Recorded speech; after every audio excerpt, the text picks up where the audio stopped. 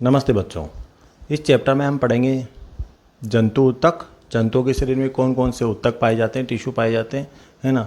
तो ये वाला चैप्टर है आपके रिटमेंस के एग्जाम में तो है ही सही, रिटमेंस में तो है ही सही, आपके आरपीएससी सेकंड ग्रेड बायोलॉजी में, है ना, आरपीएससी सेकंड ग्रेड में, और इसके अलावा लैब असिस्टेंट वाले उसमें है, ये सिलेबस में है ना।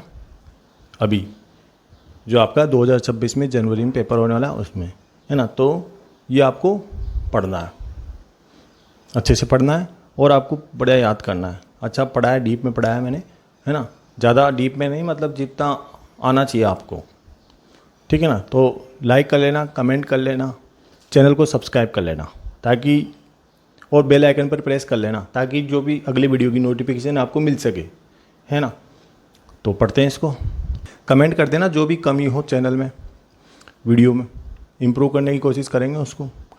तो देखिए बच्चों, अब हमारा नया चैप्टर चालू होता है जंतु ऊतक, है ना। जंतु ऊतक में हम पढ़ेंगे कि क्या होता है ऊतक, जंतुओं में जो जीव होते हैं, प्राणी होते हैं, उनमें कौन कौन से एनिमल होते हैं, उनमें कौन कौन से ऊतक पाए जाते हैं, टिश्यू पाए जाते हैं। ऊतक शब्द का अध्ययन औतिकी कहलाता है, हिस्टोलॉजी कहलाता है, मतलब, है ना। ऊतक शब्द सर्वप्रथम किसने दिया? बाइचेट ने, या बाइकाट भी बोल देते हैं इसको, या बाइकेट, चे की जगह केट भी बोल देते हैं, बाइकेट, या बिसेट भी बोल देते हैं, बिसेट ऐसे भी बोल देते हैं। तो कुछ भी हो, इंग्लिश तो ये रहती है, बाइचेट, बाइकेट, बाइकाट, जो भी है ना। बाइचेट ने दिया ऊतक शब्द सर्वप्रथम।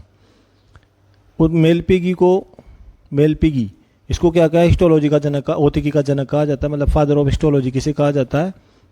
मेलपिगी को कहा जाता है। सर्वप्रथम मेयर ने औतिकी शब्द दिया। जो हिस्टोलॉजी शब्द सर्वप्रथम किसने दिया? मेयर ने। आप तो इसका ध्यान रखिए, ये पूछा जाता है, बाइचेट। ऊतक शब्द किसने दिया? बाइचेट ने दिया। तो ये इसका परिचय हो गया ऊतक। अब देखो जंतु ऊतक प्रकार, जंतु ऊतक के प्रकार कौन कौन से, मतलब कौन कौन से हमें पढ़ने जंतु ऊतक। कोशिका, पहले ऊतक की परिभाषा है यहाँ पे। कोशिकाओं का वह समूह जो संरचना, उत्पत्ति और कार्य में समान हो, ऊतक कहलाता है।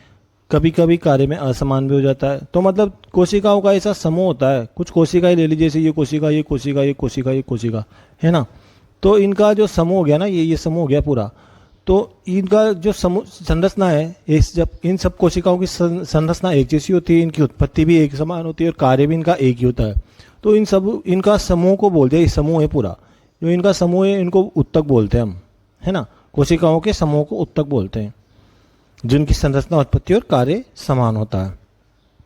कभी कभी कार्य असमान भी हो जाता है। अब देखो 4 प्रकार के होते हैं ये, कौन कौन से? उपकला ऊतक मतलब एपिथेलियल टिश्यू, संयोजी ऊतक कनेक्टिव टिश्यू, पेशीय ऊतक मस्कुलर टिश्यू, और तंत्रिका ऊतक नर्वस टिश्यू।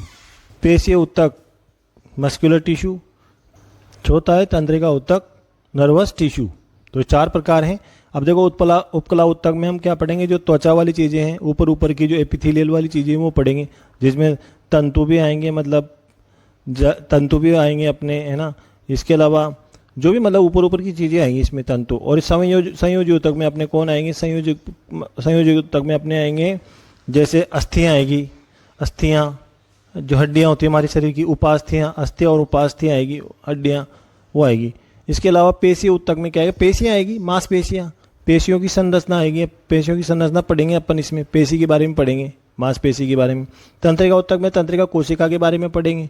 तो देखो तंत्रिका कोशिका को पढ़ चुके हैं, तंत्रिका ऊतक को पढ़ चुके हैं अपन पहले तंत्रिका तंत्र वाले चैप्टर में।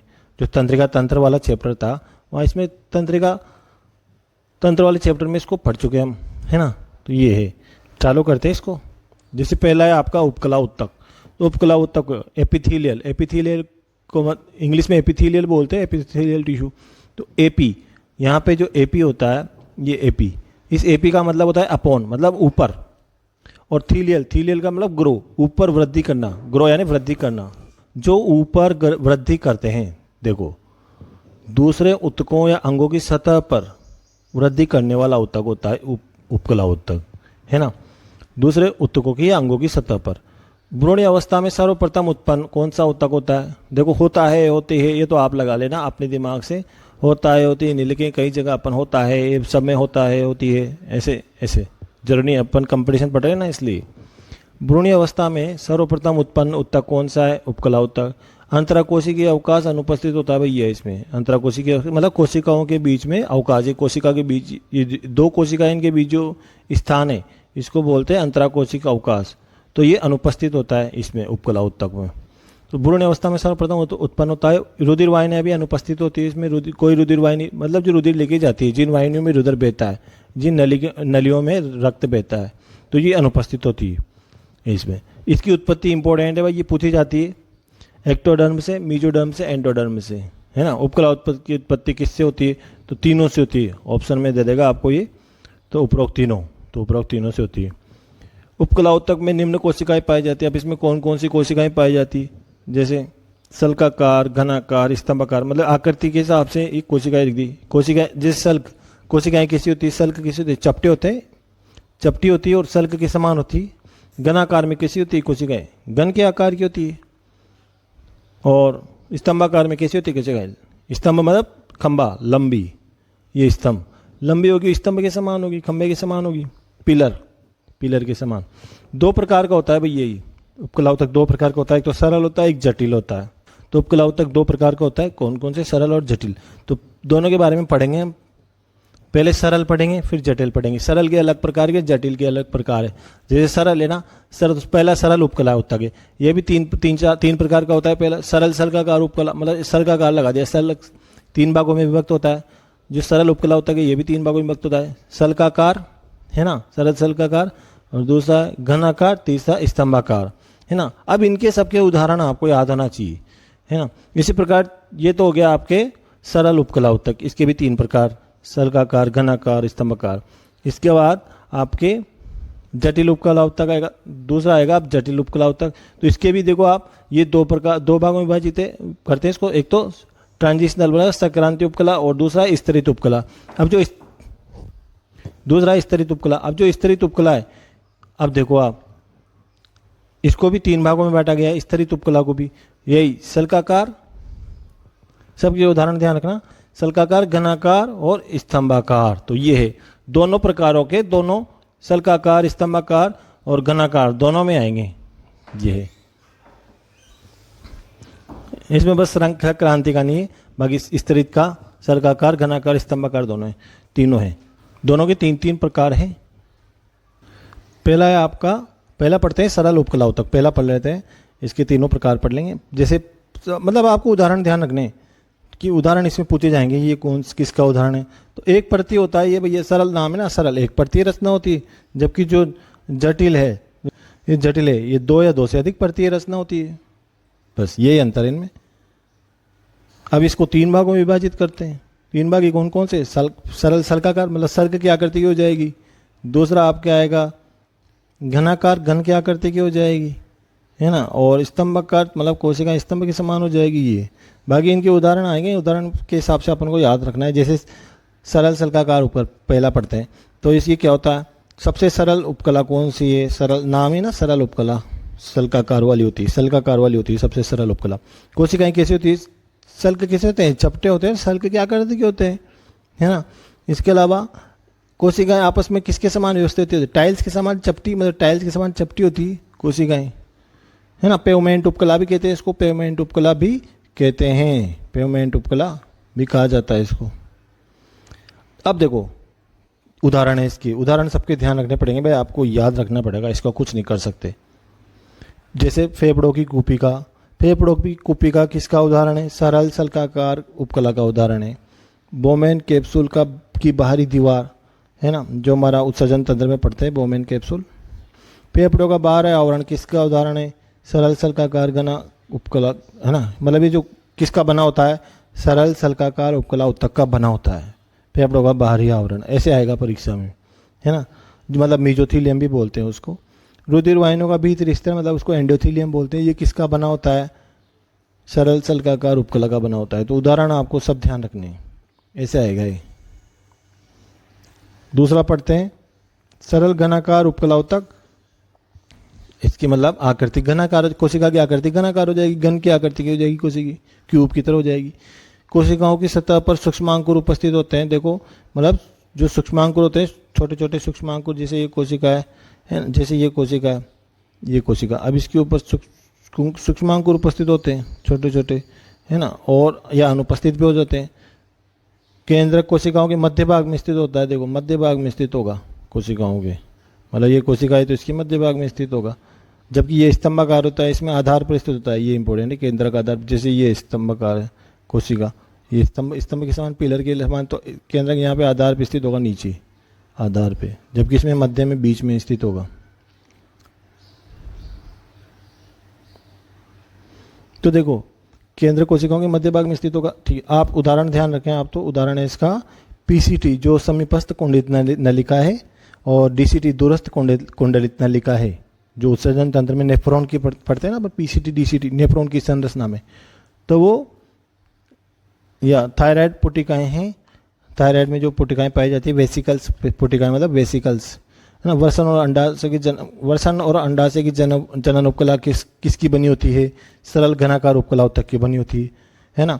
पीसीटी किसकी बनी होती है? पीसीटी में कौन सा उत्तक पाया जाता है? सरल घनाकार उपकला उत्तक। पीसीटी की जो कोशिकाएं युकाई की बनी होती है, सरल घनाकार उपकला उत्तक की बनी होती है। तो आपको उदाहरण ध्यान रखना है, अग्न्याशय की पुटिकाएं, मतलब जो एसीनाएं होती है वो भी सरल घनाकार उपकला उत्तक का उदाहरण है। इसके बाद सरल स्तंभाकार कोशिकाएं, स्तंभ क्या करती होगी? देखो लंबी होती है, स्तंभ की पिलर के समान होती है। सूक्ष्मांकुर उपस्थित या अनुपस्थित होते हैं, केंद्र का आधार भाग पर स्थित होता है ऐसा इनमें, इस उत्तक में। जैसे पित्तनाल, पित्तनाल किसका उदाहरण है?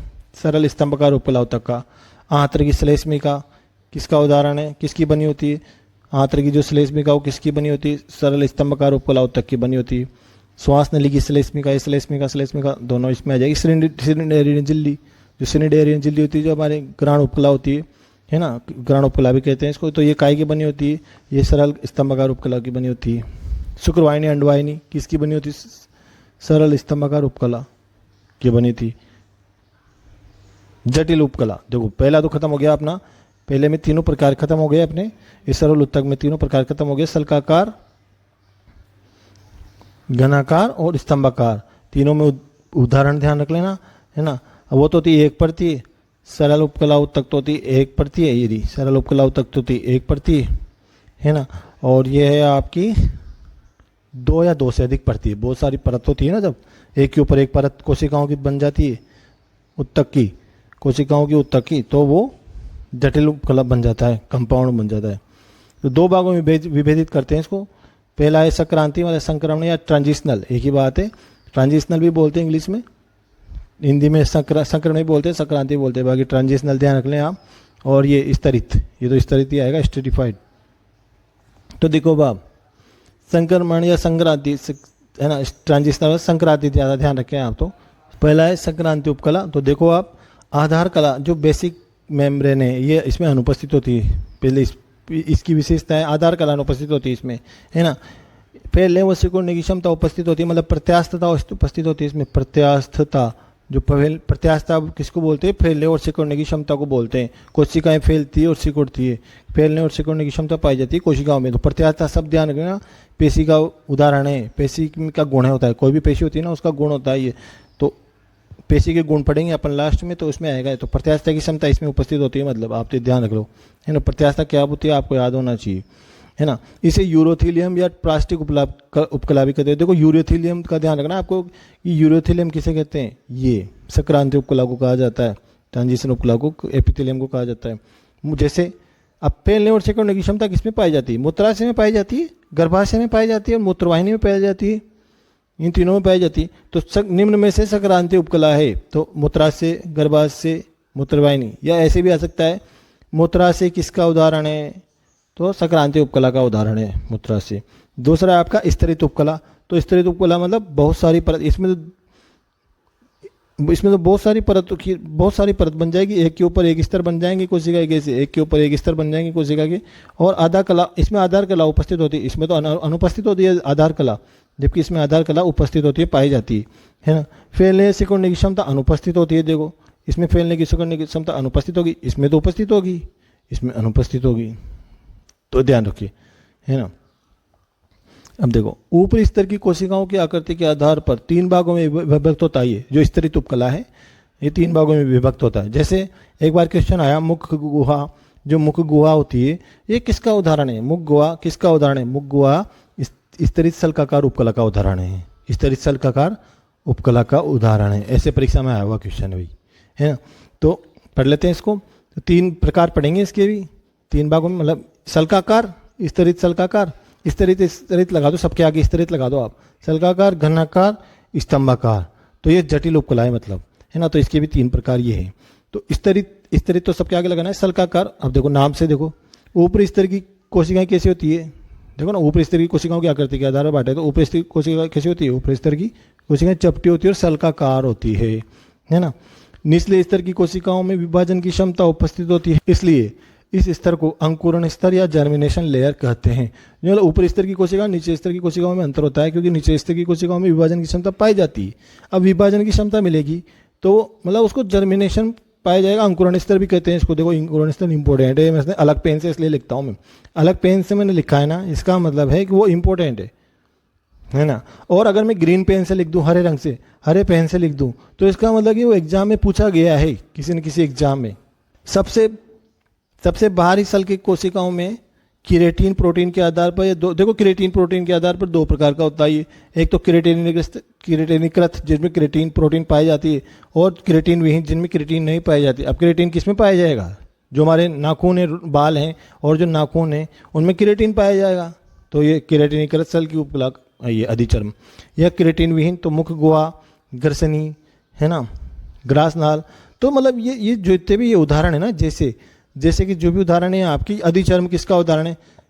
स्तरित सल्काकार उपकला का उदाहरण है। स्तरित नाम ध्यान रहना चाहिए आपको, स्तरित नाम आएगा।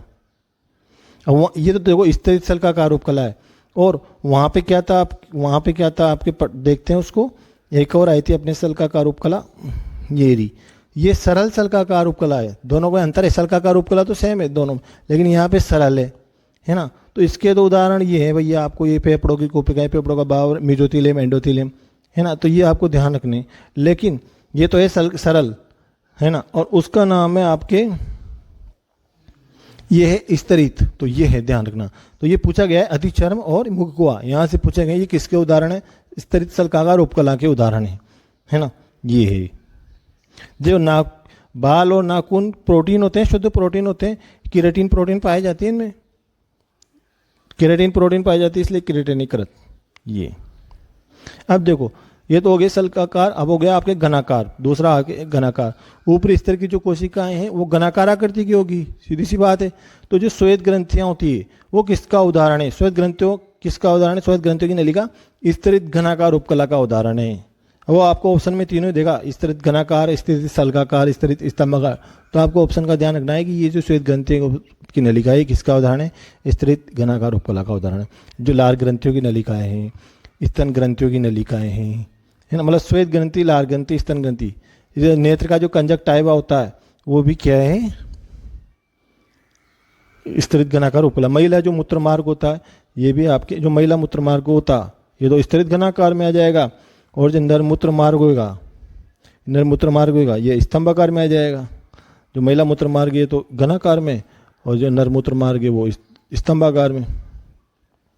ऊपरी स्तर की कोशिका स्तंभाकार आकर। तीसरा है स्तंभाकार उपकला, स्तरित स्तंभाकार उपकला। तो ये तीसरे में आ जाएगा आपके नरमूत्र मार्ग। एपिग्लोटिस किसका उदाहरण है? स्तरित स्तंभाकार उपकला का उदाहरण है।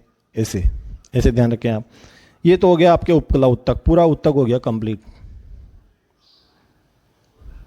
अब दूसरा पढ़ रहे हैं अपन संयोजी उत्तक, है ना। देखो 4 प्रकार के उत्तक पढ़ने हैं ना अपन को। ये रहा उत्तक के 4 प्रकार के पढ़ने, जो एनिमल्स में, है ना, पाए जाते हैं, जो मनुष्य में, जानवरों में पाए जाते हैं। उपकला हो गया अपने पूरा। अब दूसरा संयोजी, है ना। तंत्रिका तंत्र पढ़ने की जरूरत है नहीं, चौथा पढ़ने की जरूरत है नहीं। दूसरा पहला हो गया आपके उपकला, दूसरा संयोजी पढ़ेंगे, तीसरा आपके पढ़ेंगे पेशी उत्तक। तो संयोजिक में उत्तक में अपने हड्डियाँ, अस्थियाँ, अस्थियाँ ये आएगी, है ना। तो पढ़ते हैं इसको। दूसरा है हमारा संयोजी उत्तक। तो देखो इसकी संयोजी उत्तक उत्पत्ति ध्यान रखना, इसको मेजोडर्म से होती है भैया, मेजोडर्म से, है ना।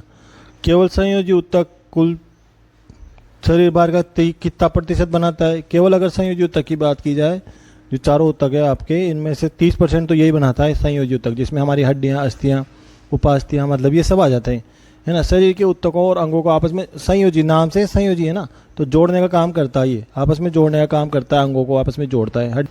मैट्रिक्स की प्रकृति के आधार पर संयोजी ऊतक के प्रकार, तो मैट्रिक्स अलग अलग होता है, जिनमें लिक्विड भरा होता है ना, संयोजी ऊतक में अलग अलग लिक्विड भरा होता है, तो उसके आधार पर ये वो होता है। तो देखो लिक्विड, ये तो वास्तविक होगा, वास्तविक संयोजी ऊतक, और ये कंकाली होगा, मतलब कंकाल, अस्थियां और उपास्थियां इसमें आ जाएगी आपकी। संवहनीय संयोजी ऊतक में आपका वो आ जाएगा रक्त, संवहनीय संयोजी ऊतक, ये रक्त अपन पढ़ चुके हैं तो इसको नहीं पढ़ेंगे इस चैप्टर में, है ना। रक्त परिसंचरण वाला जो चैप्टर पढ़ा था हमने, उसमें ये पढ़ लिया आपने संवहनीय संयोजी ऊतक, तो इसमें नहीं पढ़ेंगे हम, कि इसमें वास्तविक संयोजी ऊतक पढ़ेंगे, जिसमें आपकी कोशिकाएं आ जाएगी, तंतु आ जाएंगे, है ना, अलग, जैसे मास्ट कोशिकाएं, है ना, तो ये अलग से ये मास्ट कोशिकाएं आ जाएगी। इसके अलावा प्लाज्मा कोशिकाएं, ये कोशिकाएं आ जाएगी इसमें आपके संवहनीय ऊतक में रक्त आएगा, और इसमें कंकाली में आपके आएगा अस्थियां और उपास्थियां, जो हमारी शरीर की अस्थियां होती है, हड्डियां होती है, वो इसमें आ जाएगी, अस्थियां और हड्डियां, है ना। तो ये संयोजी ऊतक के प्रकार, तो देखो आप सबके प्रकार, इसके प्रकार अलग हैं, ये अलग है, ये अलग है, तो इनको पढ़ेंगे अपन। देखो वास्तविक संयोजी ऊतक के प्रकार, किसका कौन सा प्रकार है आपको आना चाहिए। तो संयोजी ऊतक 3 प्रकार का होता है, वास्तविक, कंकाली और संवहनी। तो देखो वास्तविक संयोजी ऊतक है ना, इसमें ये 3 संरचनाओं से निर्मित होगा। देखो 3 संरचनाओं से ये निर्मित होगा, लेकिन वास्तविक संयोजी ऊतक के प्रकार अलग होते हैं। ये तो 3 संरचनाएं जिनसे निर्मित होगा, लेकिन अगर वास्तविक संयोजी ऊतक के प्रकार हम बात करें, तो वास्तविक संयोजी ऊतक के प्रकार अलग अलग होंगे। देखो ये प्रकार कितने प्रकार का होता है, ये अलग होता है, अंतराली संयोजी ऊतक, है ना, तंतुमय संयोजी ऊतक, इसके अलावा वसा संयोजी ऊतक, है ना, इसके अलावा श्लेष्मीय संयोजी ऊतक, ऐसे आएगा ही। इसके बाद तो कंकाली दूसरा चालू हो जाएगा आपके संयोजी ऊतक, है ना। तो ऐसे 4 प्रकार का, मतलब इसके वास्तविक संयोजी ऊतक के प्रकार अलग होते हैं, और इसके जो निर्माण है वो 3 संरचनाओं से निर्मित होता है, 3 संरचनाओं से निर्मित होता है। मतलब यहाँ से आपका वास्तविक संयोजी ऊतक चालू है ना। तो देखो आप 3 संरचनाएं कौन कौन सी है, और फिर इसके प्रकार बाद में पढ़ेंगे। तो ये है, तो 3 संरचनाओं से निर्मित होता है, कौन कौन सी। तो वास्तविक संयोजी ऊतक किन किन चीज़ों से निर्मित होगा। एक तो संयोजी ऊतक कोशिका से निर्मित होगा, दूसरा आपके आएगा संयोजी ऊतक तंतु आएंगे, देखो तंतु, फिलामेंट्स, जो तंतु होते हैं ना वो आएंगे, तंतुओं से निर्मित होगा, और तीसरा है मैट्रिक्स, जो इसमें लिक्विड भरा होता है ना, वो मैट्रिक्स, वो ये 3 चीज़ें आएंगी इसमें। आप तो संयोजी ऊतक कोशिकाएं कौन कौन सी होती है, कौन कौन सी इसमें कोशिकाएं पाई जाती है, वास्तविक संयोजी ऊतक में कौन कौन सी संयोजी ऊतक कोशिकाएं पाई जाती है। तो ये देखो यहाँ से आपके क्वेश्चन आया हुआ है, ये वाला प्लाज्मा कोशिका और ये मास्ट कोशिका, ये फर्स्ट आरपीएससी फर्स्ट ग्रेड में आपके आया हुआ है बायोलॉजी में। फाइब्रो जैसे कौन कौन सी होती है, आप तो सीधा नाम ध्यान रखो, पहले आपकी वास्तविक संयोजक कोशिकाएं कौन कौन सी, पहले आपकी फाइब्रोब्लास्ट कोशिका। तो फाइब्रोब्लास्ट कोशिका नाम से स्पष्ट है, फाइब्रो नाम से स्पष्ट, फाइब्रो का मतलब तंतु, फाइबर का मतलब तंतु तो होता है, तो फाइब्रो मतलब तंतु का निर्माण करती है ना। प्लाज्मा कोशिका, ये जो प्लाज्मा कोशिका ये क्या करती है, एंटीबॉडी या इम्यूनोग्लोबिन का निर्माण करती है। तो कौन सी कोशिका इम्यूनोग्लोबिन का निर्माण करती है, ऐसे आया था, तो प्लाज्मा कोशिका। मास्ट कोशिका तीसरी कोशिका है, मास्ट कोशिका ये किसका स्त्रावण करती है, हिपेरिन और हिस्टामिन का स्त्रावण करती है ना। तो हिस्टामिन का स्त्रावण कौन सी कोशिका करती है, मास्ट कोशिका, ये 2nd ग्रेड में भी आ चुका है आपकी, है ना। वसा कोशिका मतलब एडिपोसाइड, एडिपोज ऊतक होता है ना, एडिपोसाइड को वसा कोशिका बोलते हैं, तो इसे वसा का संग्रह करती है ना। तो ये 4 कोशिकाएं, तो संयोजी ऊतक कोशिकाएं पहली संरचना हो गई आपकी, है ना। संयोजी ऊतक की 3 संरचनाओं से मिलकर बना होता है ना, तो पहली संरचना होगी कोशिकाएं। अब देखो हिपेरिन क्या होता है, नोट है यहाँ पे, हिपेरिन का मतलब कौन स्त्रावित करती है, हिपेरिन को मास्ट कोशिका स्त्रावित करती है। तो देखो हिपेरिन क्या होता है, हिपेरिन एक क्या है, प्राकृतिक है, प्रतिस्कंदक पदार्थ है, मतलब प्राकृतिक है, कृत्रिम अलग होता है, प्राकृतिक अलग होता है। तो ये प्राकृतिक है, मतलब ये खून को जमने से रोकता है, रक्त को जमने से रोकता है, यह रक्तवाहिनी में रक्त के स्कंदन को रोकता है ना। प्रोथ्रोम्बिन को थ्रोम्बिन में परिवर्तन को रोककर, मतलब प्रोथ्रोम्बिन होता है ना, उसको थ्रोम्बिन में बदलने नहीं देता है, तो ये परिवर्तन को रोक देता है, बदलने नहीं देता थ्रोम्बिन में। तो क्या है, प्राकृतिक है और रक्त प्रतिस्कंदक पदार्थ है प्राकृतिक रूप से। जबकि आपके आ जाए कृत्रिम प्रतिस्कंदक पदार्थ कौन सा है, तो इसका नाम पूछा जाता है सोडियम सिट्रेट, वेरी इंपॉर्टेंट है, ये बहुत ज़्यादा पूछा जाता है, सोडियम सिट्रेट, है ना, बहुत सारे एग्जाम में पूछा गया है ये, है ना। इसके अलावा सोडियम ऑक्सलेट ईडीटी, ये क्या है, कृत्रिम रक्त प्रतिस्पंदन पदार्थ है, ये ब्लड बैंक में यूज़ किए जाते हैं, रक्त को इकट्ठे करने के लिए ये काम में लिए जाते हैं, है ना। यहाँ ये हो गया आपके पहला, इसकी जो 3 संरचनाओं में दूसरी संरचना देखो, वास्तविक संयोजी ऊतक की दूसरी संरचना 3 संरचनाओं से मिलकर बना होता है। दूसरी संरचना है इसकी संयोजी ऊतक तंतु। अब तंतु पढ़ेंगे इसमें, फाइबर्स, फिलामेंट्स, है ना, फाइबर्स। तो 3 प्रकार के होते हैं तंतु। एक तो हो गए श्वेत जो सफ़ेद रंग के होंगे, एक पीले जो पीले रंग के होंगे, है ना, और तीसरा है आपका जालिकामय, ये रहा जालिकामय तंतु, है ना। तो जालिकावत होंगे, जालिकामय होंगे, जालिका तंतु भी बोलते हैं डायरेक्ट, है ना। तो इंग्लिश में रेटिकुलर बोल देते हैं। 3 प्रकार के होते हैं, एक तो श्वेत तंतु, है ना, जो तंतु जो संयोजी ऊतक तंतु पढ़ेंगे, इसमें कोशिकाएं पढ़ लिया अपन ने, अब तंतु, ये तो थी कोशिकाएं, ये है तंतु। अब देखो तंतु 3 प्रकार के होते हैं। पहला है श्वेत तंतु, मतलब इसमें कोलेजन, श्वेत का मतलब होता है कोलेजन फाइबर्स, इनको कोलेजन फाइबर्स कहते हैं क्योंकि इसमें कोलेजन प्रोटीन पाई जाती है। मतलब देखो अप्रत्यास्थ होती है, अप्रत्यास्थ ये होगी कोलेजन, श्वेत तंतु अप्रत्यास्थ। जबकि पीले तंतु क्या होते हैं, इलास्टिन फाइबर्स बोलते हैं इनको, इलास्टिन प्रोटीन उपस्थित होती है ना, इसलिए इलास्टिन फाइबर्स बोलते हैं इनको, है ना। अब इनमें देखो मतलब ये पीले होंगे, और इलास्टिन प्रोटीन का मतलब होता है इलास्टिसिटी, इलास्टिसिटी मतलब प्रत्यास्थता की क्षमता उपस्थित होती है इनमें, सीधी सी बात है। जो सफ़ेद होंगे इनमें प्रत्यास्थता की क्षमता अनुपस्थित होगी, और जो पीले होंगे इनमें प्रत्यास्थता की क्षमता पाई जाएगी, मतलब इलास्टिन प्रोटीन पाई जाएगी। श्वेत तंतु में कोलेजन, श्वेत का मतलब काले, कोलेजन फाइबर कहते हैं इंग्लिश में इसको, है ना। तीसरा आपके जालिकामय तंतु, तो जालिका रेटिकुलर, इंग्लिश में रेटिकुलर फाइबर बोलते हैं, है ना। तो रेटिकुलिन प्रोटीन उपस्थित होती है, रेटिकुलिन का मतलब जाली, जाली होता है, जाली को इंग्लिश में रेटिकुलर ही बोलते हैं। तो रेटिकुलिन प्रोटीन उपस्थित होते हैं, जाल के रूप में स्थित होते हैं ये। अगला है आपका मैट्रिक्स, तीसरी जो इसका संरचना है ना, 3 संरचनाओं से बना होता है, एक तो कोशिकाएं, एक तंतु, और आपका तीसरा है मैट्रिक्स। तो मैट्रिक्स कैसा होता है, जेली के समान होता है, अर्ध ठोस होता है, आधा ठोस होता है ना, और पारदर्शी पदार्थ होता है जेली के समान, है ना। मैट्रिक्स कैसा होता है, देखो किसका बना होता है, ये ध्यान रखना है इसका, म्यूकोपॉलीसेकेराइड का बना होता है। जो कार्बोहाइड्रेट होता है ना, वो म्यूकोपॉलीसेकेराइड का बना होता है ना। और हाइलोरिक अम्ल के रूप में पाई जाती है। ये जो मैट्रिक्स किस रूप में पाई जाती है, अम्ल के रूप में। कौन से अम्ल के रूप में, हाइलोरिक अम्ल के रूप में, हाइलोरिक अम्ल के रूप में। ये हो गया आपके 3 संरचनाओं से निर्मित बना होता है, ये 3 संरचनाओं से बना होता है ये, है ना। अब वास्तविक संयोजी ऊतक, ये तो हो गया 3 संरचनाएं जिससे मिलकर बना होता है।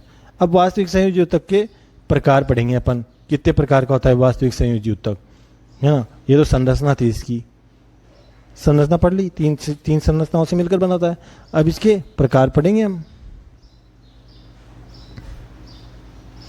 तो देखो पहला इसका प्रकार है अंतराली संयोजी ऊतक। अंतराली मतलब एरियोलर कनेक्टिव टिश्यू, है ना। तो अंतराली संयोजी ऊतक में इसमें क्या होगा, मतलब अंतरकोशिकीय अवकाश उपस्थित होते हैं। अंतरकोशिकीय कोशिकाओं के अंदर ये जैसे ये कोशिकाएं हैं, ये कोशिकाएं हैं, इनमें क्या है, कोशिकाओं के मध्य गैप पाया जा रहा है, अवकाश पाया जा रहा है, इसको बोलते हैं अंतराकोशिकीय अवकाश। इसको बोलते हैं ये 2 कोशिकाओं के मध्य अवकाश पाया जा रहा है, इसको बोलते हैं अंतराकोशिकीय अवकाश, है ना। तो इसमें पाया जाता है अंतराल, जो अंतराल होते हैं ना, इनकी उपस्थिति के कारण क्या होता है, इस ऊतक को ढीला संयोजी ऊतक भी कहते हैं, या स्पंजी ऊतक भी कहते हैं। देखो स्पंजी ऊतक किसे कहते हैं, वायु भरी रहती है इनमें, है ना। या ढीला होता है क्योंकि कोशिकाओं के बीच में स्पेस मिलता है, ये कोशिका, चारों कोशिकाओं के बीच में क्या होता है, स्पेस होता है इसमें, है ना। तो ऐसे ये सबसे सामान्य प्रकार का संयोजी ऊतक है ना। बाकी मैंने तो ये नीली लाइन अलग से पेन में लिख दिया है, इसको जरूर ध्यान रखें आप भाई। अंतराली संयोजी ऊतक, अंतराकोशिकीय अवकाश पाया जाता है इसमें, है ना। जैसे आंत्र की अधश्लेष्मिका या सब म्यूकोसा किसका उदाहरण है, या श्वास नली की सब म्यूकोसा अधश्लेष्मिका किसका उदाहरण है, अंतराली संयोजी ऊतक का उदाहरण है ना। उस किस अंतराली संयोजी ऊतक का उदाहरण है। या अंतराली आंत्र की अधश्लेष्मिका किसकी बनी होती है, सब म्यूकोसा किसकी बनी होती है, तो अंतराली संयोजी ऊतक की बनी होती है ना। इसके बाद तंतुमय संयोजी ऊतक। तंतुमय संयोजी ऊतक मतलब फाइबर, इसमें फाइबर आएंगे आपके, वही उसकी तरह वही फाइबर जो एक श्वेत तंतुमय संयोजी ऊतक जो संरचना पढ़ी थी अपन ने, वही है ना। तंतु तीनों तंतु आ जाएंगे, श्वेत तंतुमय संयोजी ऊतक, पीले तंतुमय संयोजी ऊतक, और एक और थे जालिकावत ही रहे, जालिकावत संयोजी तंतुमय संयोजी ऊतक, है ना। ऐसे तीनों आ जाएंगे, लेकिन आपको इनके उदाहरण ध्यान रखने हैं। जैसे श्वेत तंतुमय संयोजी ऊतक, इसका उदाहरण ये वेरी इंपॉर्टेंट है भाई, टेंडन या कंडरा, किसको किससे जोड़ते हैं? अस्थियों को, पेशियों को अस्थि से जोड़ते हैं, है ना। बहुत ज़्यादा आता है ये क्वेश्चन, पेशियों को अस्थि से जोड़ते हैं, ये हिंदी में बोलते हैं इसको टेंडन, जरूर इंग्लिश में ध्यान रखिए टेंडन, है ना, या डायरेक्ट ऐसे टेंडन लिखा जाता है। तो ये क्या है? श्वेत तंतु में संयोजी ऊतक है टेंडन, और जो पीले तंतु में संयोजी ऊतक है वो है लिगामेंट। लिगामेंट देखो क्या होते हैं, या स्नायु, ये अस्थियों को अस्थि से जोड़ते हैं, मतलब ये पीले होते हैं, पीले तंतु में संयोजी ऊतक, है ना। और ये जो टेंडन होते हैं ये श्वेत तंतु में संयोजी ऊतक के उदाहरण है, ऐसे ध्यान रखना है आपका। पेरिकोन्ड्रियम, मतलब ये देखो श्वेत तंतु में, नाम तो श्वेत है लेकिन इसमें कौन से तंतु अधिक मात्रा में पाए जाते हैं? कोलेजन तंतु अधिक मात्रा में पाए जाते हैं। और यहाँ पे पीले तंतु में से जो तक इसमें इलास्टिन तंतु का बना होता है, ये इलास्टिन तंतु का बना होता है, इसमें प्रत्यास्थता की क्षमता उपस्थित होती है, सेम वही है ना। तो इलास्टिन तंतु में से जो तक का उदाहरण है, आपको तो उदाहरण ध्यान रखेंगे लिगामेंट या स्नायु, इंग्लिश में लिगामेंट बोलते हैं। किसको किससे जोड़ते हैं? वेरी इंपॉर्टेंट, अस्थियों को अस्थि से जोड़ते हैं, है ना। रुधिर वाहिनियों की दीवार किसकी बनी होती है? रुधिर वाहिनियों की दीवार किससे बनी होती है? पीले तंतु में संयोजी ऊतक से बनी होती है। पेरिकोन्ड्रियम किससे बना होता है? या इसको उपास्थ्यों का जो बाहरी आवरण होता है उसको देखो, उपास्थि को कोन्ड्रियम बोलते हैं इंग्लिश में, उपास्थि को कोन्ड्रियम, तो पेरी का मतलब बाहर, और ओस्टियम अस्थि को बोलते हैं, हड्डी को बोलते हैं, तो पेरी का मतलब बाहर की ओर पाया जाने वाला। तो पेरिकोन्ड्रियम किसका उदाहरण है? किसका बना होता है? श्वेत तंतु में संयोजी ऊतक का बना होता है। पेरियोस्टम किसका बना होता है? श्वेत तंतु में संयोजी ऊतक का बना होता है। ऐसे रुधिर वाहिनी की दीवार किससे बनी होती है? रुधिर वाहिनी की दीवार बनी होती है पीले तंतु में संयोजी ऊतक से। तो ये हो गया आपके तंतु में संयोजी ऊतक दूसरा, है ना। पहला अपन ने क्या पढ़ा था? अंतराली संयोजी ऊतक पढ़ लिया। दूसरा हमने पढ़ा तंतु में संयोजी ऊतक। अब तीसरा पढ़ेंगे हम वसा संयोजी ऊतक या एडिपोज। वसा को एडिपोज बोलते हैं इंग्लिश में। तो इसमें अब क्या आएगा? वो जो ऊंट की कुबड़ होती है ना वो आएगी इसमें, है ना। देखो यह वसा कोशिकाओं या एडिपोसाइट कोशिकाओं से बना होता है। यह दो प्रकार का होता है, देखो कौन कौन से। एक तो पीला वसा ऊतक होता है ना। ये पीला वसा ऊतक ये किस में पाया जाता है? नवजात शिशुओं में पाया जाता है, देखो भाई। और जो ये आपके श्वेत वसा ऊतक ये किस में पाया जाता है? ऊंट की जो कुबड़ होती है उसमें, या जो हाथी में जो ये वेल और हाथी की त्वचा में जो ब्लबर होता है ना उसमें पाया जाता है। तो देखो जो दो प्रकार का होता है। फिर उसके बाद तीसरा जाएगा आप, चौथा जाएगा आपके श्लेष्मीय संयोजी ऊतक, जिसमें संयोजी ऊतक आपके कंप्लीट, दूसरा आपकी कंप्लीट हो जाएगा। तो आप देखो तीसरा आपके प्रकार है वास्तविक संयोजी ऊतक के प्रकार है ये, है ना। तो वसा संयोजी ऊतक या एडिपोज संयोजी ऊतक, ये एडिपोसाइट कोशिकाओं का बना होता है। दो प्रकार का होता है, पीला वसा ऊतक। तो पीला वसा ऊतक देखो एडिपोसाइट कोशिकाएं अधिक संख्या में उपस्थित होती है इसमें, पीली में, है ना।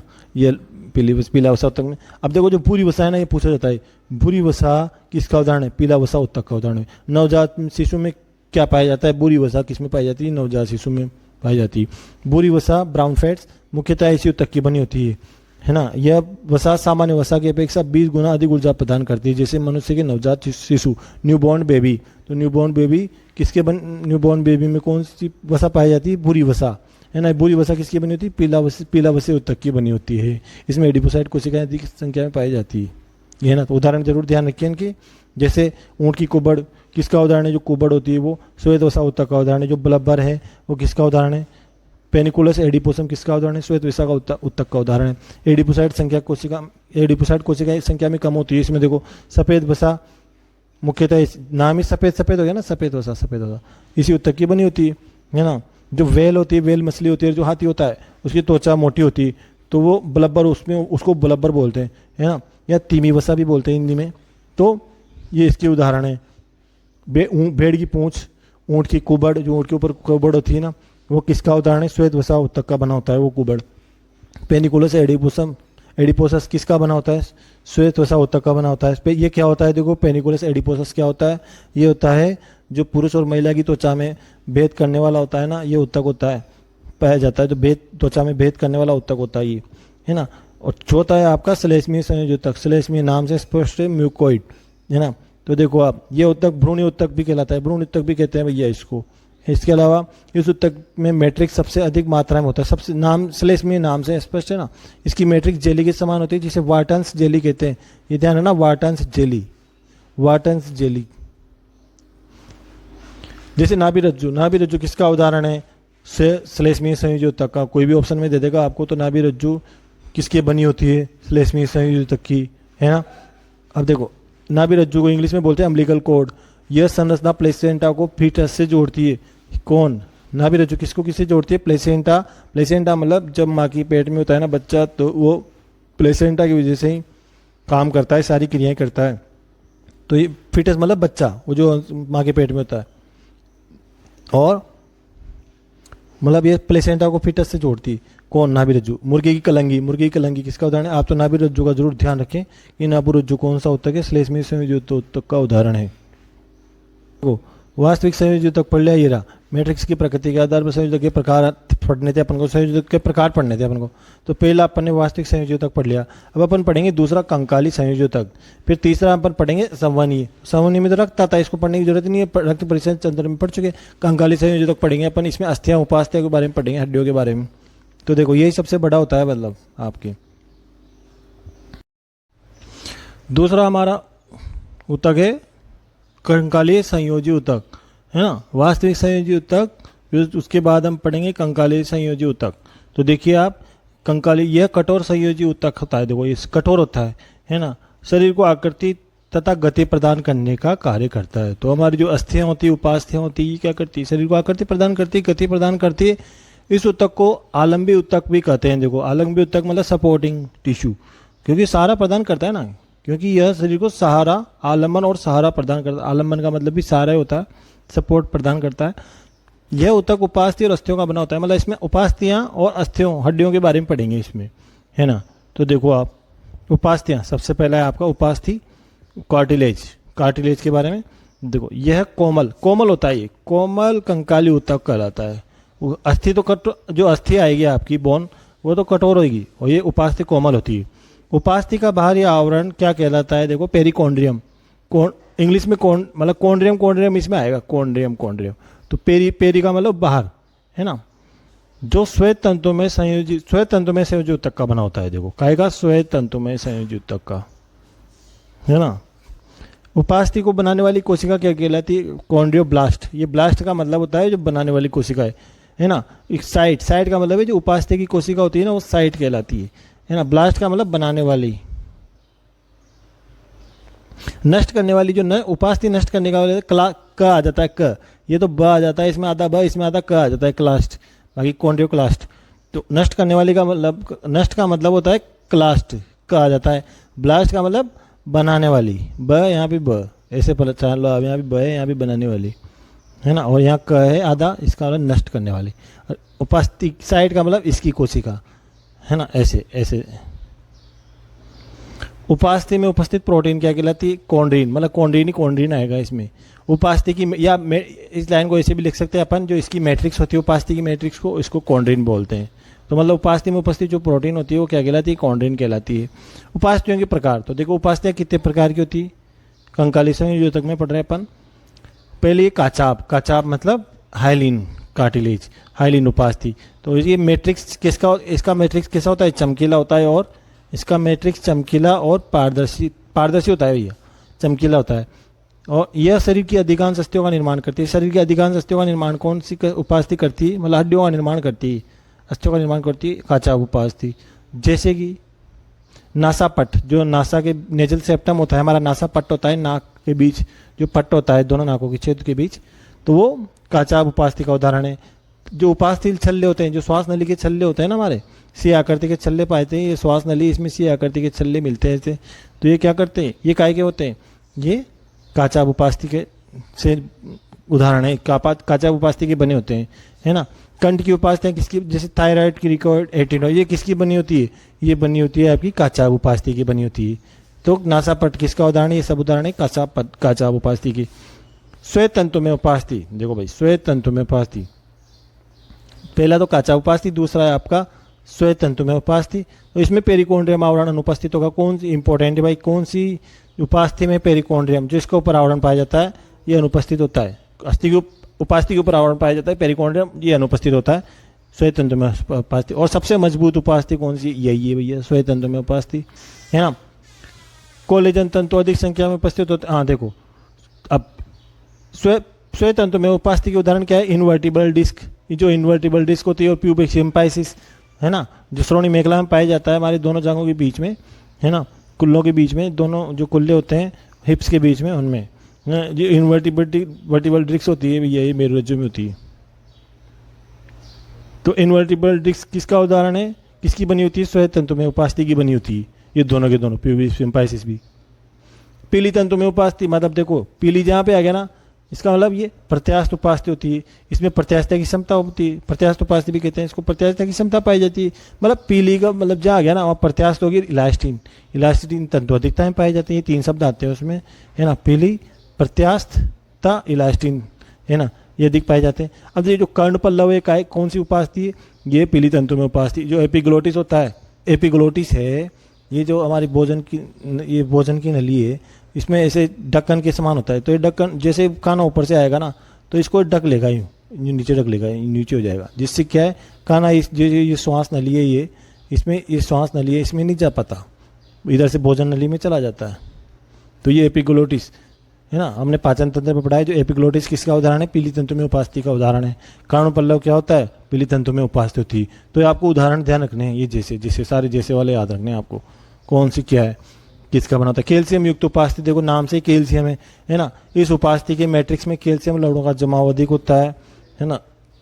जैसे ह्यूमरस और फीमर का ये दोनों अस्थियां, इनका शीर्ष भाग किसका बना होता है, हेड, जो हेड पार्ट इसका किसका बना होता है, कैल्शियम युक्त उपास्थि का बना होता है। जो अंश में अगला सुप्रास्कैपुला होता है, जो सुप्रास्कैपुला है ना, वो किसका बना होता है, कैल्शियम युक्त उपास्थि का बना होता है ना। तो ये दोनों उदाहरण ध्यान रखने हैं आपको। ये तो हो गया आपकी उपास्थि कार्टिलेज। अब आ गया आपके दूसरा कंकाली संयोजन तक का बोन, अस्थि। अस्थि में देखो आप, अस्थियों का निर्माण क्या कहलाता है, ऑस्टियोलॉजी। ये ऑस्टियो शब्द आएगा इसमें। अस्थि निर्माण की क्रिया क्या कहलाती है, अस्थि निर्माण की क्रिया क्या कहलाती है, ओसिफिकेशन। ओ मतलब ये ओ आएगा सब इसमें, है ना, ओसिफिकेशन। उसमें तो कॉन्ड्रीन आ रहा था उपास्थि में। अस्थि निर्माण, अस्थि हमारे शरीर का कठोरतम ऊतक, हमारे शरीर का सबसे कठोरतम ऊतक कौन सा है, अस्थि है। जबकि रक्त हमारे शरीर का कोमलतम ऊतक है। कोमलतम ऊतक का है हमारे शरीर का रक्त। इनेमल हमारे शरीर का कठोरतम पदार्थ है भाई। हमारे शरीर का सबसे कठोरतम पदार्थ कौन सा है, इनेमल। तो ये ध्यान रखना है आपको तीनों बातें। अस्थि का बाह्यतम आवरण कौन सा है, जो अस्थि होती है, पेरी लगा दो आगे, ओस्टियम तो इसमें आएगा इसी, तो पेरी लगा दो ऊपर, जिसमें बाह्यतम आवरण। अस्थि बनाने वाली कोशिका क्या कहलाती है, जहाँ मैंने कहा था बनाने वाली आ जाती है ना, ब्लास्ट आ जाते हैं, आ जाता है ब्लास्ट, है ना। अस्थि की कोशिका क्या कहलाती है, साइट। जो कोशिका होती है ना उसकी साइट लग जाता है। ओस्टियो इसमें सब में आएगा, उसमें कॉन्ड्रियो आ रहा था उपास्थि में। अस्थि में उपस्थित प्रोटीन क्या कहलाती है, ओसिन। तो देखो बच्चों, यह है अस्थि की बाहरी संरचना, है ना। आंतरिक संरचना भी पढ़ेंगे इसके बाद हम। यह है बाहरी संरचना। तो बाहरी संरचना देखो कैसी होती है। अस्थि के 2 भाग होते हैं, कौन कौन से, पहला भाग है एपिफाइसिस, है ना, दूसरा भाग है डायफाइसिस। तो जो एपिफाइसिस है वो जो अस्थि के दोनों सिरे होते हैं, ये ऊपर वाला सिरा, ये नीचे वाला सिरा, जो ऊपर वाला और नीचे वाला जो दोनों सिरे होते हैं, ये एपिफाइसिस कहलाते हैं, है ना। और जो बीच वाला सिरा, ये जो बीच वाला सिरा है ना, ये जो बीच वाला सिरा यहाँ से यहाँ तक का जो बीच वाला सिरा है, ये कहलाता है डायफाइसिस। तो ये डायफाइसिस होता है, ये सघन प्रकृति का होता है, सघन होता है ना। और ये एपिफाइसिस होता है, ये स्पंजी होता है, स्पंजी प्रकृति का होता है, स्पंजी होता है। ये सघन होता है, ये स्पंजी होता है। तो ये है, ये मध्य वाला भाग होता है और ये किनारों वाला भाग होता है। दोनों को सिरों वाला भाग होता है, शीर्ष वाला भाग होता है, ठीक है। अस्थि के 2 भाग होते हैं।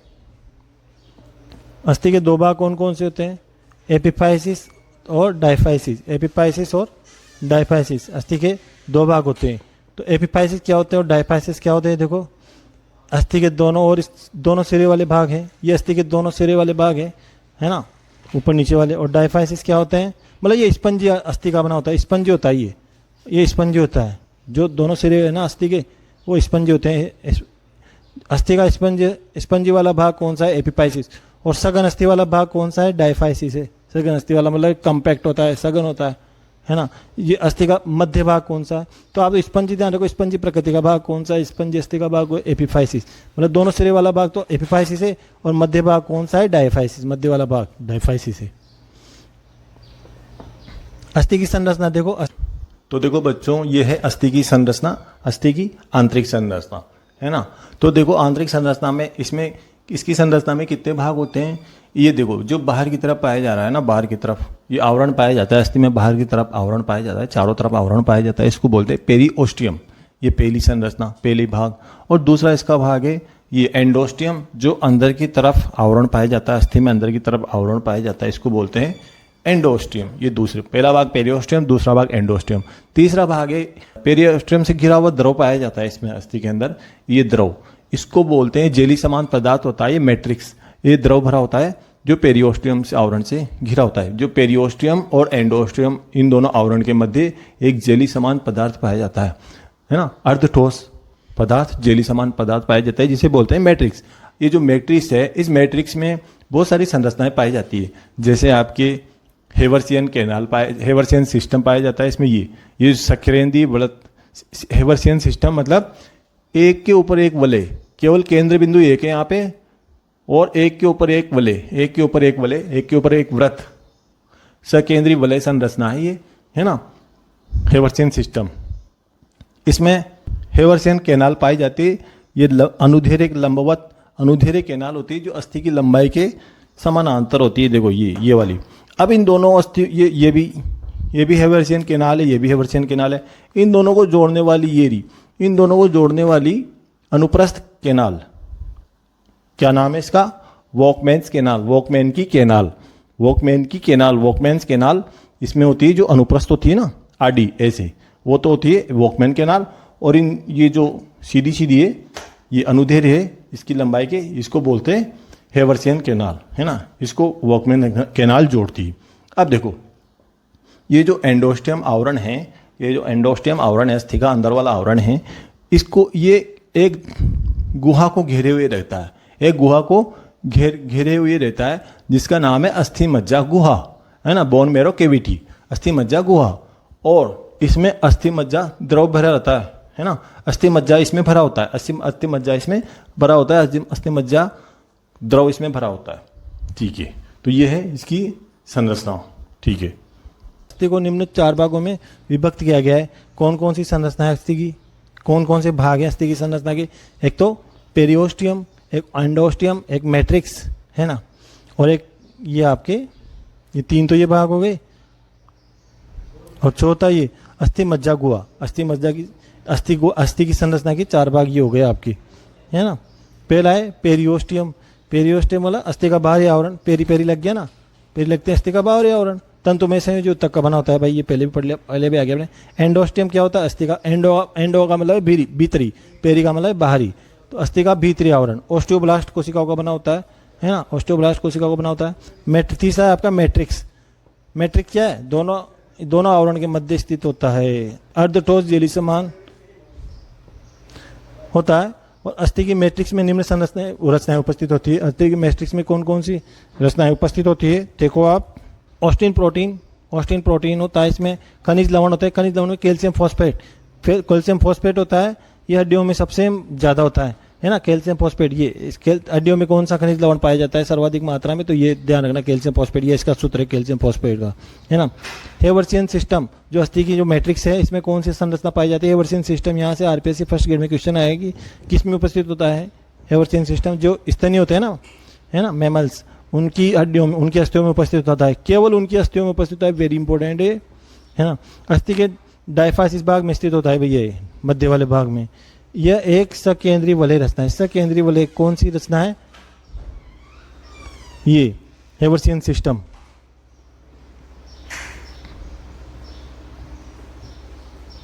हेवर्सियन सिस्टम 3 संरचनाओं से मिलकर बना होता है। कौन कौन सी अपसंरचना है हेवर्सियन सिस्टम में? एक तो ऑस्टियोसाइट कोशिकाएं, हेवर्सियन पटलिकाएं या लेमिला, एक हेवर्सियन कैनाल। तो 3 संरचनाओं से मिलकर बना होता है। ऑस्टियोसाइट कोशिकाएं, हेवर्सियन पटलिका या कैनाल, लेमिला, हेवर्सियन कैनाल। तो ये 3 संरचना है जिनसे मिलकर बना होता है हेवर्सियन सिस्टम, है ना। अब जो हेवर्सियन कैनाल है, इसमें ध्यान रखना, अनुदैर्घ्य नलिकाएं होती है। ये क्या होती है? हेवर्सियन कैनाल अनुदैर्घ्य नलिकाएं होती है, जो अस्थि की लंबाई के समानांतर फैली हुई होती है, आपस में अनुप्रस्थ होती है। ये अनुप्रस्थ कैनाल पाई जाती है इसमें। वॉकमैन्स कैनाल स्थित होती है, इसमें अनुप्रस्थ होती है। हेवर्सियन नलिका काय की बनी होती है? अनुदैर्घ्य होती है, लंबवत होती है। हेवर्सियन कैनाल कैसी होती है? लंबवत होती है, जिसमें पाई जाती है। और अनुप्रस्थ कैसी होती है? वॉकमैन कैनाल भी पाई जाती है, इसमें जो अनुप्रस्थ होती है ना, मतलब अनुप्रस्थ ऐसे, और अनुदैर्घ्य क्यों होती है? अनुदैर्घ्य ऐसे सीधी कड़ी। अस्थि की लंबाई के समानांतर होती है ना एवर्सियन केनाल, तो ये है इसमें पाई जाती है, मतलब वॉकमैन केनाल के द्वारा जुड़ी रहती है आपस में। कौन? एवर्सियन केनाल। चौथा भाग है इसकी संरचना का, अस्थि मज्जा गुहा। तो 3 भाग हमने पढ़ लिए, है ना। अस्थि की संरचना पढ़ रहे हैं हम। देखो अस्थि की संरचना वो 4 भागों में बांटा गया है। पहली किस भाग है? पेरियोस्टियम, दूसरा एंडोस्टियम, तीसरा मैट्रिक्स। मैट्रिक्स में जिसमें निम्न रचनाएं उपस्थित होती है: ऑस्टिन प्रोटीन, खनिज लवण, एवर्सियन सिस्टम, है ना, और बस ये उपस्थित होती है। अब आप देखो ये चौथी इसकी संरचना का भाग है अस्थि मज्जा गुहा, बोन मैरो कैविटी। तो अस्थि मज्जा बोन मैरो कैविटी, यह गुहा भीतरी आवरण एंडोस्टियम में स्थित से घिरी होती है, मतलब इससे घिरी होगी, एंडोस्टियम से घिरी होगी। और इस गुहा में क्या होता है? अस्थि मज्जा भरा होता है। गुहा में लिक्विड ही तो भरा होगा, उस लिक्विड को बोलते हैं अस्थि मज्जा, है ना। अब देखो अस्थि की संरचना पढ़ ली। अब इसके बाद पढ़ेंगे अस्थियों के प्रकार, कौन कौन से निर्माण के आधार पर कौन कितने प्रकार की होती है। देखो एक तो होती है उपास्थि जात अस्थि, है ना, उपास्थि जात अस्थि है। दूसरी होती है कलाजात या त्वचा जात अस्थियाँ, है ना। तीसरी होती है सीसमोइड अस्थि या खंडरास्थि। सीसमोइड ध्यान रखो आप, तो सीसमोइड अस्थि। चौथी है आंतरांगी अस्थि या विसरल बोन्स, है ना। तो ये 4 प्रकार की अस्थियाँ होती है, जिसमें अस्थियाँ वाला टॉपिक खत्म। तो देखो आप, मतलब कंकाल संयोजी तक खत्म हो जाएगा अपने इससे। अस्थियों के प्रकार, तो ये अस्थियों के प्रकार पढ़ रहे हैं अपन, है ना, निर्माण के आधार पर 4 प्रकार के।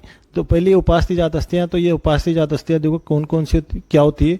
मतलब उपास्थि नाम से स्पष्ट उपास्थि जो बनती है, ये अस्थियों के उपास्थियों के अस्थि भवन से निर्मित, मतलब उपास्थियों से बनती है ये, है ना, कार्टिलेज से बनती है ये बोन्स। और मुख्यतः जैसे काचाब उपास्थि से निर्मित होती है, जो काचाब उपास्थि होती है ना, उससे निर्मित होती है। जैसे कि शरीर का अधिकांश अस्थियाँ, जो शरीर की अधिकांश अस्थियाँ, जैसे अग्रपाद की अस्थियाँ, है ना, और पश्चपाद की अस्थियाँ, जो आगे के पैर हैं और आगे हाथ है और पैर हैं, उनकी अस्थियाँ। इसके अलावा जो रिब्स होती है, पसलियाँ होती हैं, वो भी, है ना, उपास्थि जात अस्थियों की उदाहरण है। तो उपास्थि जात अस्थियाँ ये होती है। कलाजात, दूसरे आपकी कलाजात अस्थियाँ, मतलब त्वचा से बनती, जैसे त्वचा की अस्थि बनती। तो कपाल की अस्थियाँ, जो कपाल होता है हमारा, और मैक्सिला पैलेटाइन, ये क्या होती है? जो दांत में पाई, जो मुंह में पाई जाती है ना। तो मतलब ये क्या होती है? देखो कपाल की अस्थियाँ किसका उदाहरण है? त्वचाजात अस्थियों का रूपांतरण है, का उदाहरण है ना। सीसेमोइड अस्थि क्या होता है? जो हमारा नी बोन होती है, घुटना होता है ना, घुटने की अस्थि, टेंडन की अस्थि से निर्मित होती है पटेला, है ना। तो सीसेमोइड अस्थि का उदाहरण क्या है? पटेला। ऐसे ध्यान रखना है आपको। जो आंतरांगी अस्थि, जो हमारे अंग होते हैं ना, उनसे बनती है अस्थियाँ, है ना। देखो शरीर के भीतर स्थित अंगों के अस्थि भवन से जो अंग है ना, अस्थि बन जाती है। जैसे ये दोनों इंपॉर्टेंट है भैया, ऑस्कोडिस और पेनिस। तो ऑस्कोडिस कोडिस मतलब हृदय को बोलते हैं, हिरण के हृदय में उपस्थित होती है ना। तो ओस पेनिस का मतलब पेनिस, है ना, शिश्न। तो वेल और चूहे, चमगादड़, बिल्ली के शिश्न में उपस्थित होती है ये हड्डी, इसको ओस पेनिस, मतलब ओस तो सब में लगाना है ना। अब ये रोस्टेलिस क्या होता है? जो मुंह सिर होता है ना, प्रोत होता है, मतलब स्वर की प्रोत में उपस्थित, सिर आगे निकला रहता है ना, उसको बोलते हैं रोस्टेलिस या प्रोत। अब ये तो हो गया आपका कंकाली संयोजक। अब संवहन मैंने पहले बोल दिया, रक्त पढ़ेंगे संवहन के बारे में, इस रक्त परिसंचरण तंत्र वाले चैप्टर में इसको पढ़ चुके हैं, है ना। तो आपके ये संयोजी ऊतक कंप्लीट हो गया। देखो अब आप संयोजी ऊतक में देखो आप, ये रहा, ये संयोजी ऊतक पढ़ रहा था अपन को। दूसरा, पहला तो आपके उपकला ऊतक पढ़ा, पहले तो अपन ने पढ़ा उपकला ऊतक, दूसरा संयोजी ऊतक, तीसरा हम पढ़ेंगे पेशी ऊतक, है ना। पर पहले आप ये देख लो कि जो संयोजी ऊतक पढ़े इसका प्रकार क्या क्या है। 3 वास्तविक संयोजी ऊतक पढ़ लिया अपन ने, कंकाली संयोजी ऊतक पढ़ लिया, अस्थियाँ उपास्थियाँ पढ़ ली। इसके बाद आप संवहनी संयोजी ऊतक, इसमें आपके रक्त आएगा जो अपन रक्त परिसंचरण तंत्र में पढ़ चुके हैं। अब आपके तीसरा ये खत्म हो गया, मतलब ये। अब आपको तीसरा पढ़ना है कौन सा? जंतु में ये उपकला पढ़ ली, संयोजी पढ़ लिया, पेशी पढ़ेंगे। तंत्रिका ऊतक पढ़ी लिखा है अपन ने, तंत्रिका तंत्र में पढ़ाता है, तो इसमें पढ़ने की जरूरत नहीं है। तंत्रिका कोशिका की संरचना आएगी इसमें।